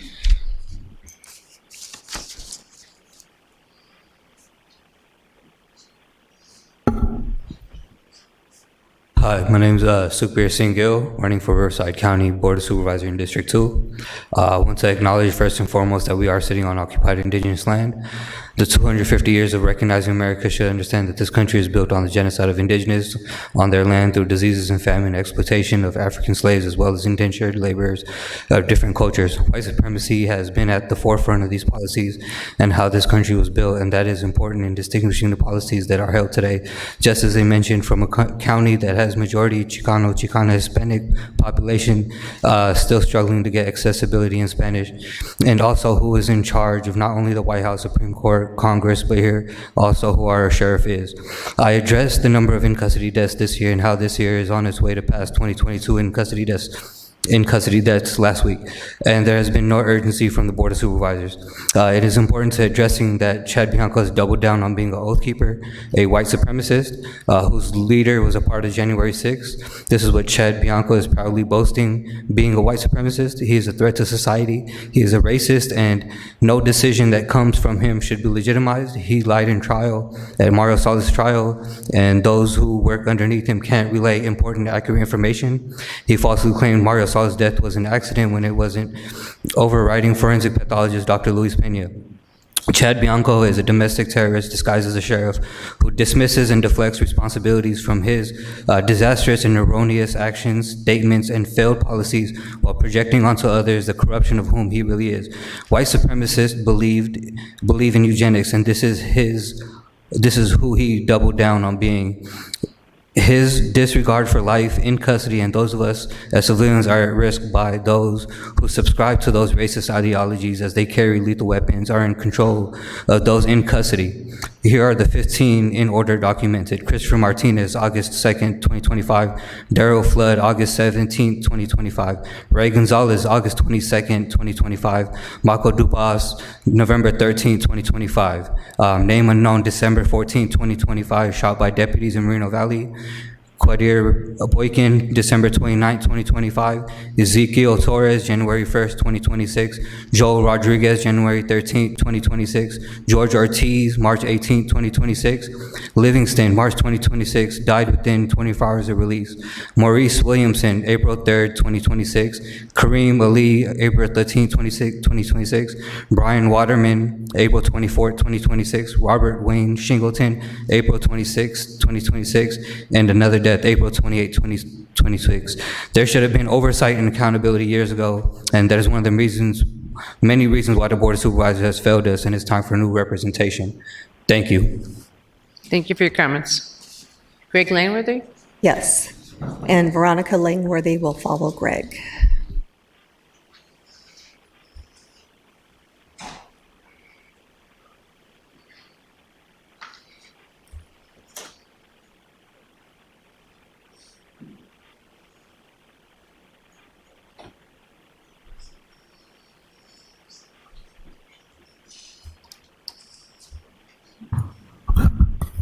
So thank you for the time to speak. What I'm going to talk about today is what I think would be a solution before these next two elections. We've got a real small May election coming up, and then we've got, of course, the June primary coming up.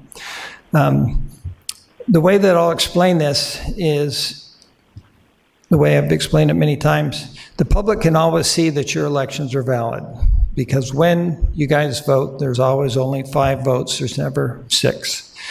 What I think we can do, and I think the law requires this, and this is what I would like men to weigh in on, is Election Code 15302D requires reconciliation before certification. And that's exactly what you guys do. There's reconciliation before certification. If it was ever 6, you would say, no go, we can't pass that motion.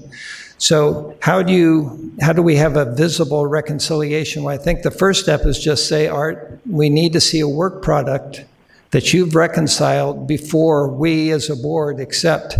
And I think there's not only this law requires that, but also your oath to the Constitution, that you are there to protect our Republican form of government, which means we have to have an accurate election, and you guys are the oversight. You're kind of the last line of defense in Riverside County for an accurate election.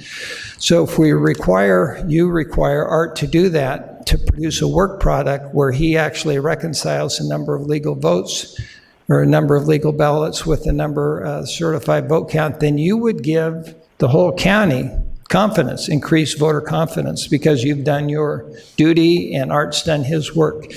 And I've never accused Art of anything but diligence, because I've been over there, I see how he works, I see the team he's recruited. Alice Kim is someone I'd like to highlight. She does a great job in producing good paperwork from the polls. We're going to be watching the polls again. We're going to see the paperwork they produce. They actually count the ballots by hand. They turn it in. We're going to get those. We're going to perform an audit again. So I really think we're on the right track. But this next step of simply requiring Art to produce these numbers for you before you accept a certification would be a huge step in the right direction. So that's what I'm requesting. That's what I'm kind of talking to city councils about as well. So thank you very much. Thank you, Greg. Veronica Langworthy, followed by Eddie.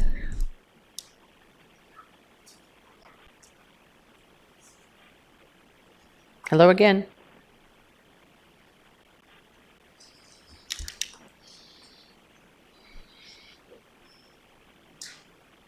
Jacob's going to help you. Yeah. School teachers know how to do those, Elmos. So I'm glad to see there's still a quorum here on the dais, and I hope the other 2 can hear me wherever they're at. I did request, the Secretary of State has put out memorandums for county clerks and registrar of voters.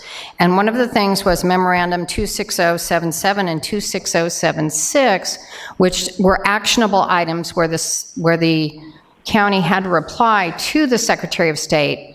And what they provided was the standard operating procedure that we had requested last year that we did not see, that is supposed to be provided to the board and the public 29 or more days before an election. So the Secretary of State required it be done by May 1. I put in a public records request on May 2, and I received it May 12th, which is less than 29 days or more before the election, but the Secretary of State had received it on time.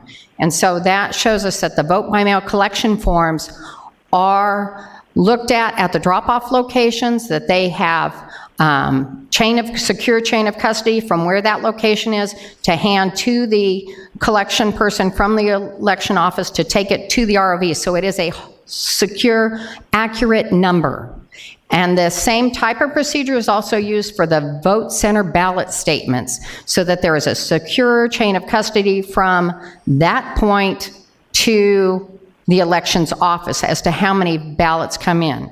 The other thing is that there's a new election law, Memo 26114, Election Code 15307, that became effective January of this year from AB5, and it requires counties finish counting all ballots and release the vote count for those ballots on or before the 13th day following the election.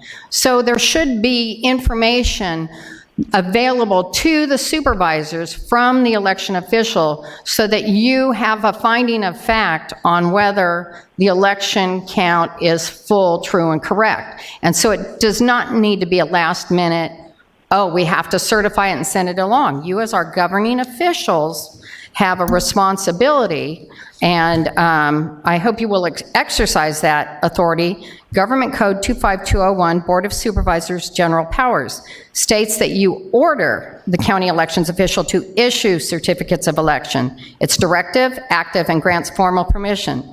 So I hope you will be making a finding of fact on this election and get the information you need so that we can have confidence in the election system and know that our votes count. Thank you. Thank you. Eddie, followed by Roy Bleckert.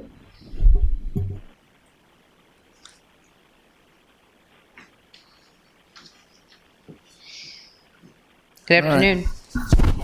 Also known as Dragon Slayer. First and foremost, to the sheriff, I don't want any smoke with you guys, all right? Like, I'm not stupid. But please understand that as a victim of sexual violence, I get all jumpy when Angel Eyes back there sneaks up behind me. So I'll chill. Angel Eyes isn't here. Anyways. Oh, and I know what you're thinking. Oh, what, you're a victim now, Eddie? When it's convenient,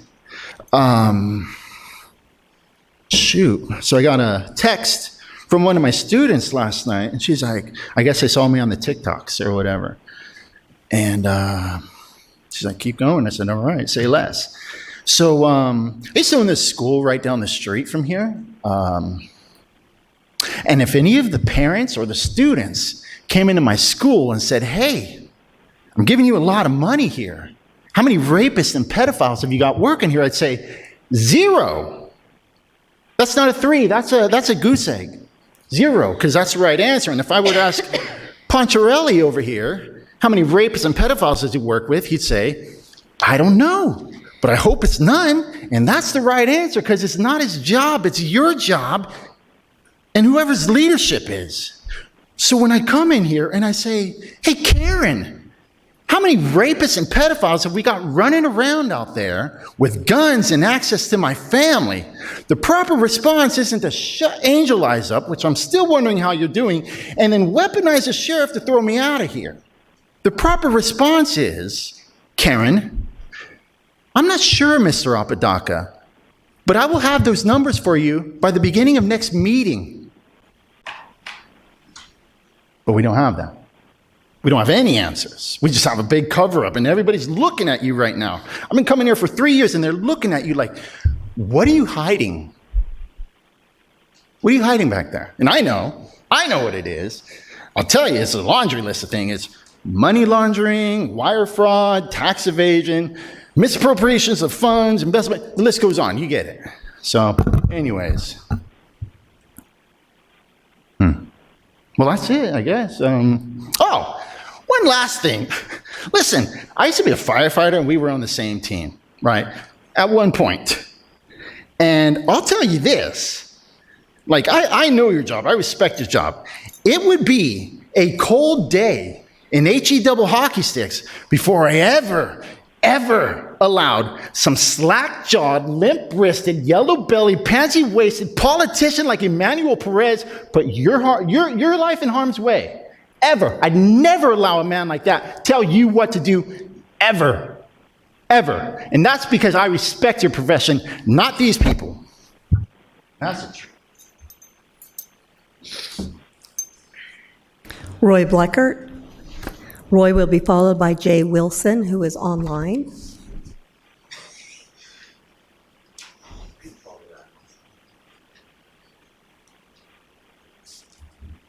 I bet you're glad to see me. You know, sometimes when you look at these things and you think, you know, they're saying things that just, you probably shouldn't say them that way, but what I pick up from that is the frustration. And I hear that in a lot of walks of life as I go through this, in the many adventures and contacts that I've been afforded. And that theme keeps coming up. No matter how hard we try, no matter how obvious things are going sideways, haywire, it seems like you cannot stop it. And I think that's what you hear. Doesn't matter if it's elections or a road's going to pot, education going down the toilet, our quality of life diminishing. Somehow you're crushing the hope of most everyone. I would like to think you're seeing that, and my hope is you would take steps to mitigate that. Maybe we start today. Maybe we'll start in June. I think there may be some surprises coming after June 2nd, we shall see.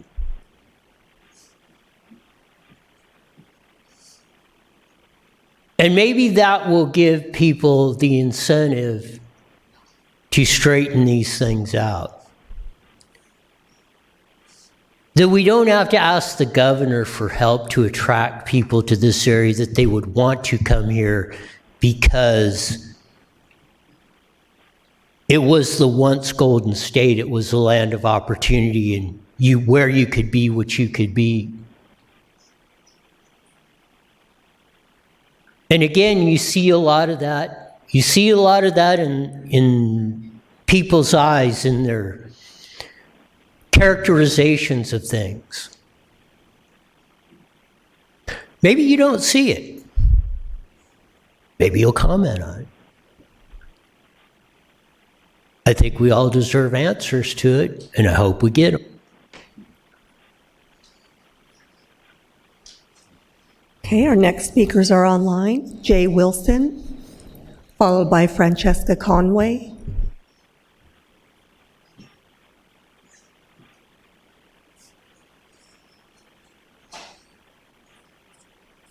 Hi there. I'm here about the death Thanksgiving animal, Howard Berkowitz, and his treatment of the birds and his care. In 2024, Bill Middleton, Chief Animal Control Officer at Animal Friends of the Valley, told the LA Times that Mr. Berkowitz had, quote, way too many ducks to take proper care of, and placed him on a do not adopt list. That same year, San Bernardino County transferred 56 rescued turkeys into his care. Whistleblowers say that the turkeys later died within days of each other and were buried in a mass grave on the now condemned Bautista property. Was that die-off ever reported for disease testing? The public deserves an answer. A former volunteer told me that for years, Howard covered his rescued waterfowl with nothing but a tarp, one that volunteers would find hanging down on the corners every morning. There's no telling how many birds were killed because he refused to take the bare minimum, to do the bare minimum to keep them safe. They also showed that Howard's dogs went out on his home property and killed all of the mallards that he had rescued as babies. Mallards that are federally protected, and Howard was not licensed to keep. A former employee, Bryce, has stated publicly that when he looked at the infested property, he was finding 5 to 7 dead ducks a day. He also stated in his own words, quote, he never refuses a rescue, but always refuses medical care for the animals or food and proper living, and punches and kicks and starves these animals to death for profit. And here's what Mr. Berkowitz has said in his own words. The animals in his care cannot feed themselves. They depend on volunteers showing up.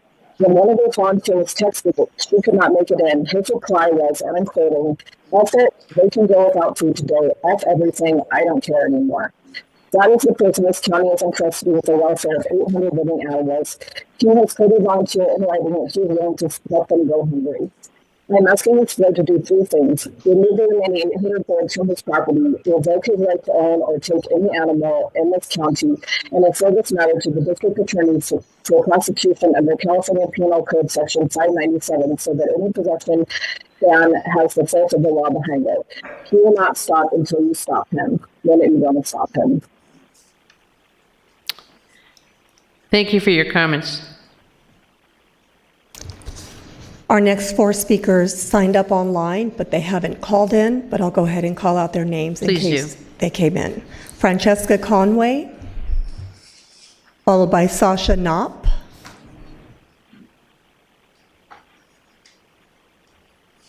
Chris Hoff,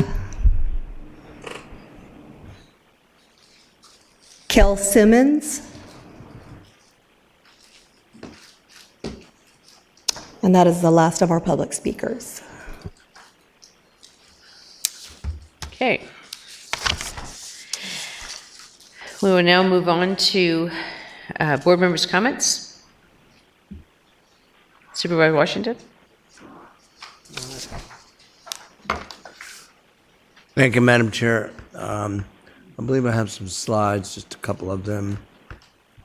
And I'd like to speak briefly to those. The first one indicates a city manager breakfast that was held at Wilson Creek Winery and sponsored by the Southwest Riverside County Association of Realtors.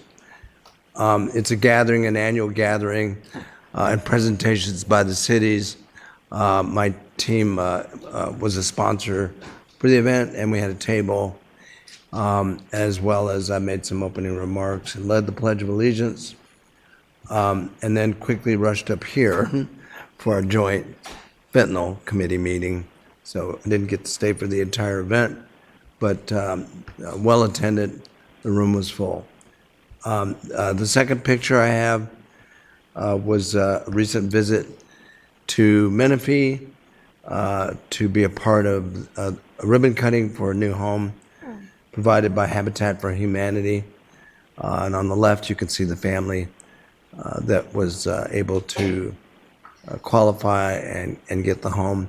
And if you don't know how Habitat works, the homes are not, they're not a gift, and they're not a rental. They're a process and a program that leads to home ownership. And so those folks, and I'm not sure if it's technically the same as when I used to be involved, but folks would pay on a first mortgage and would have a second mortgage that would be silent, that they had no payments to make. And it would build their equity in the home over a period of time. And that's to ensure that no one leaves early and taking potential gain out of the home for their own personal use. We have a requirement, or they have a requirement, to make an effort to keep the home in the affordable housing stock. And so pictured also with me is the director of Habitat for Humanity, Tammy Marine. She's been there for quite a long time now and does an outstanding job leading Habitat for Humanity in the Southwest area. And also in attendance was the mayor of Menifee. So those are my comments. Thank you. Supervisor Medina, then Supervisor Perez. If I could have my slides up, please. And before the slides come up, I just want to, as we get closer and closer to our 250th birthday, celebrating 200 years of independence and freedom, I again just want to point out the freedoms that we enjoy in this country based on our Constitution and our Bill of Rights, and the freedoms that we have to gather and to express our views here and everywhere else because of those, because of that Constitution and Bill of Rights. I'll go to my first slide. On May 7th, Thursday, I joined the mayor of Jurupa Valley and City Council for the prayer breakfast in recognition of the National Day of Prayer, a meaningful opportunity to come together with community leaders, residents, and faith partners to reflect on service, unity, and the strength of our community. And there were different faiths represented there, which highlight the freedom of religion that we enjoy in this country. Next slide. On Friday, May 8th,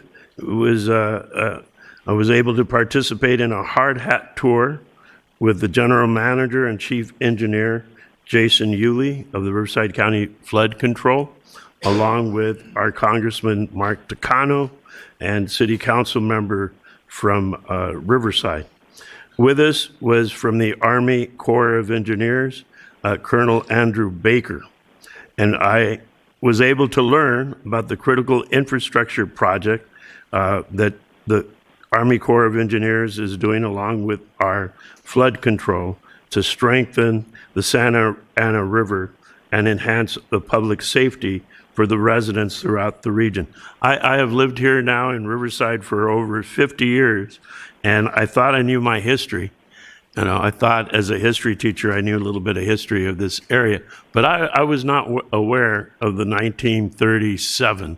It was the 1937 flood of the Santa Ana River, which resulted in the death of 80 residents in Riverside. So it was a good opportunity to see what is being done there to enhance the safety of our region and to see where some of our tax dollars are going. It's a $90 million project, and I think we should. I want to express my gratitude to our congressmen Takano and Calvert for the money that they bring into this area. And that concludes my remarks. Thank you.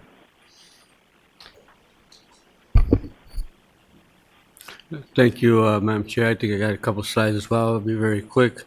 Last week, Southern California Association of Governments had its annual conference in the desert. And there you see a few of policymakers there in the Coachella Valley, from Desert Hot Springs all the way to Palm Springs, and as well La Quinta, Indio. And you also have there right in somewhat in the middle, next to me is Tom Kirk, who's been leading the charge for CBAG, Coachella Association of Governments. And the reason why we're up there, folks, is because we received an award as CBAG, which consists of all the cities as well as the county. And our work in the effort of putting together the CB Link, which is a Coachella Valley-wide trail for active transportation. And this is a project that began in I want to say maybe 2010, when we first passed a bill. I think it was 1318, a bill that I passed way back in the day. You always wonder if legislation that you pass will ever actually get to use, or if it's worthwhile.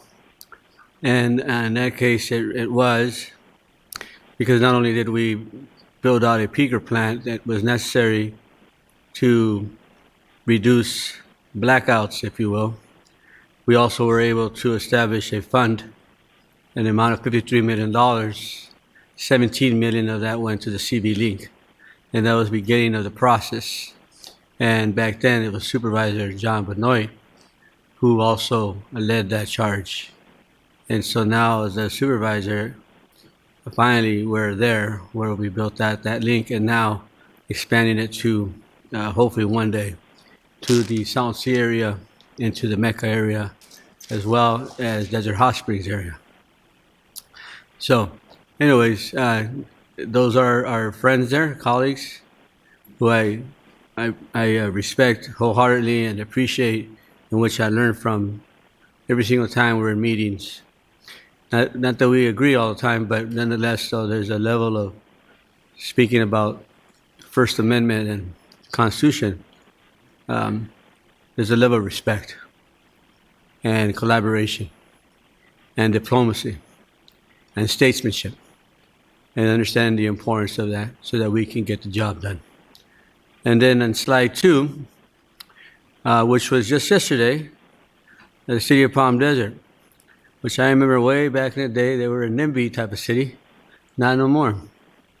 And I'm happy to see and know that the current policymakers there, like Jan Harnick, for example, Gina Nestandi, Evan Truby, and others, obviously are building housing that's affordable housing for those that are less fortunate. And this is a grand opening celebration for Crossings. It's called the Crossings at Palm Desert. It's 176 new apartment homes. And as a result of that, we were able to allocate, I think it's a total of $40 million over 20 years in vouchers for folks that really need them. And we heard a couple stories yesterday from two women that were struggling in Desert Hot Springs, and one was really struggling by living in her car. And she had a couple kids that were unfortunately taken from her. She got caught up in drugs, and she one day decided to turn her life around and went to recovery. She worked hard to get her kids back, and it was just so wonderful to see her and her kids there presenting herself, having the courage to speak her story of how she turned her life around, and now having a place to put her head and a bed and a pillow and raise her kids in the beautiful city of Palm Desert. And that's what it's all about, folks. So it makes me very, very proud when I see that happening in our district, in our county of Riverside.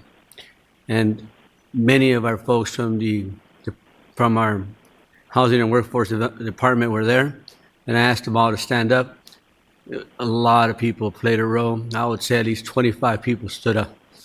It was just amazing to see that, and I recognize all of them for their good work. So thank you as well, County. You deserve, and you should be valued as well for the good work you do. Thank you. Thank you. And Supervisor Gutierrez. Thank you so much, Madam Chair. I do have some slides.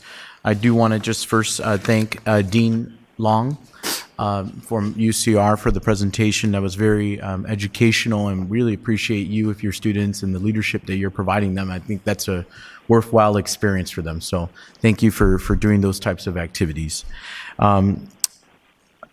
I did want to mention that I attended the NACO Western Interstate Region Conference. This was at the last meeting. I was actually away on business attending that conference, learning about emergency management response, and how counties can actually respond to emergencies, and specifically fires and things like that. In my district, in the Pass area, we do have fires in that area. I'm very proud to say that we have invested in heli hydrants. I believe also in Jurupa District 2, they have that as well. But heli hydrants really do help because they're able to suction out the water from the ground to respond to fires, and our fire department has really enjoyed that type of technology to support us. So really appreciate that. If we can go to the first slide, we attended the Potrero Boulevard interchange. This is with RCTC as the lead agency for Beaumont, and this is creating the Potrero Boulevard for Beaumont area. If you travel in that area, if you live in the area specifically, there is a lot of traffic, and it's also a safety concern for the people that live right around Potrero area. Which is right off of the 10, especially those newer homes, because they don't really have another way to get out. So this is going to help in many different ways. All right, next slide. We also attended the Interact Club for our young people, and this is many kids that are in high school. Also, some cities that have Interact Clubs also have young adults as well, and they do a lot of volunteer work. Thank you, voluntary. Yeah, volunteer work, and they're just great. They're great kids, and it's great to see that they're working really hard for the public. Next slide. And then we also did the Hemet Economic Summit. It was kind of a busy week. I gave keynote remarks there for the Hemet Economic Summit and how we can bring economic development more to the Hemet region and to the 5th District specifically. But it was great to see all of those different groups of people coming around to speak about economic development strategies and what we can do to really lift up the valley, which is San Jacinto and the Hemet area there. Okay, next slide. And then I also attended the Moreno Valley Hispanic Chamber of Commerce. And this is where I had the honor and the privilege to install the new, well, actually, it's the same board members, but the same board members. But I thank them for their service, for being board members of the Moreno Valley Hispanic Chamber of Commerce. I also had with me there Michelle Paradise as well, so thank you for also being there. And it was just a great, great event to thank the Moreno Valley Hispanic Chamber for all of that they do. They do gifts for kids. They do a lot of different things with churches too, and just a great, great group overall. That's it. Okay. And I will end with my remarks. It was a very busy weekend, Mother's Day. I hope all those mothers out there had a wonderful time with their families. And in the midst of all that, life kept going, activities happened. We had a community open house in Temescal Valley, and it was over at a couple of mining project areas, and they opened their facility to the community to see what they were doing and be involved. They had the ability to make concrete, mixing the chemicals, the water and the concrete and the granite and everything together. But it was very interesting for the kids, and I really loved seeing that the children were there and getting it to be able to participate. We had 4 mayor's prayer breakfasts, or 4 prayer breakfasts in my district, 5 actually, but I was only able to attend 2 because 3 of them were at the same time, and I did have my staff attend them, but I had the opportunity to speak at the one in Eastville as well as Canyon Lake, and to see people come together. And this theme really that I shared focused on the fact that, I think somebody over here, maybe even Supervisor Medina, talked about the fact that our religious freedoms are so important. In fact, so important that was one of the reasons that we became a country, was to be able to have the freedoms. And too often we forget that people fought, people died, people continue to fight, continue to die, so that we have those freedoms that we too often take for granted. But religious freedom was one of the big ones. And people came together of all faiths, pastors from every church, I think, in the city were there. It just is an annual event that kind of brings people together, remembering the differences, but focusing on the things that we're more alike. Also, this last week was SCAG, the Southern California Association of Governance. It's the regional conference where all of Southern California comes together. Besides networking, there's a lot of learning, a lot of conversations, and it was held in the desert. I've been to the desert 5 times in the last week. Yeah. It's been a long week about the desert. I don't know. It's enticing, I guess.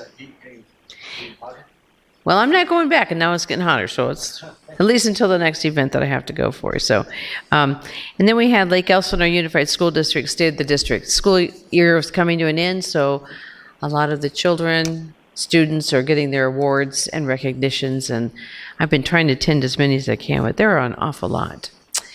But next weekend is becoming extremely exciting for the annual Relay for Life, and I've shared this before, is that Riverside County now has become the co-sponsor, co-partner in the Relay for Life, because there's only one city that has it in the entire county, and that's Corona. So the event's held in Corona, but I want to thank all the departments that have stepped up. We have so many departments that are involved this year. I look forward to next year getting more involved. Hopefully my colleagues will participate. Everybody can still participate. It is this Saturday. It's a 24-hour, 9 a.m. on Saturday morning to 9 a.m. Sunday morning. So I think we have a spot open at 3 a.m. that you could be walking the field, Jose. This is for our giving campaign. So it's still raising funds through the county, but giving back for American Cancer Society that stays local. I think that's the most important thing. It stays within our communities here in Riverside County. The second part of that is on Sunday, we have Public Works and several other departments that are doing the rodeo. And we certainly encourage you. It's a family day. It's over at Crestmore Manor, starting at noon. I don't have the paper up here. One over at Crestmore Manor.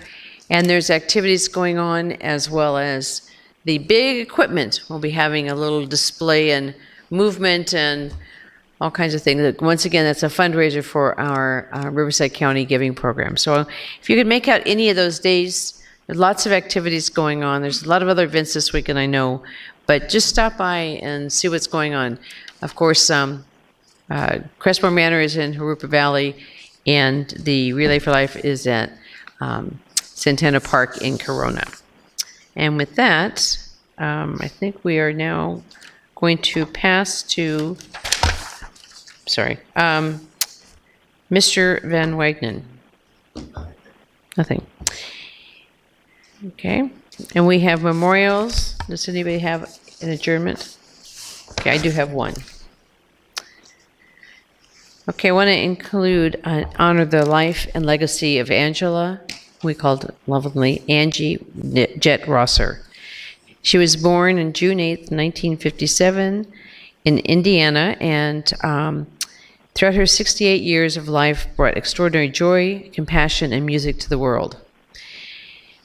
She formed the Circle City Chorale, which was in Corona, and that's what her connection to the Corona community, but it flowed into Norco and Eastville, and people came from all over to be part of that. She was just an incredible singer, teacher, musician, just so gifted pianist, and a beloved wife, mother, grandmother, musician, educator. Most importantly, she was a good friend whose life was devoted to family, faith, and the community. And she worked for Pacific Bell, which, as you could tell, was a long time ago. I don't think Pacific Bell has been around for a while, before founding the Melody Manor Music in 2009, and then director of the music at Corona United Methodist Church for 20 years, and then the Circle City Chorale. So she has had a life of music. And so when I think of Angie, I think of music, and she will be sorely missed, and we send her deepest condolences. Thank you. Now, as I pass to men, as you share about closed session, can you begin with sharing about some information you wanted to share with? In terms of the public comment, Chair?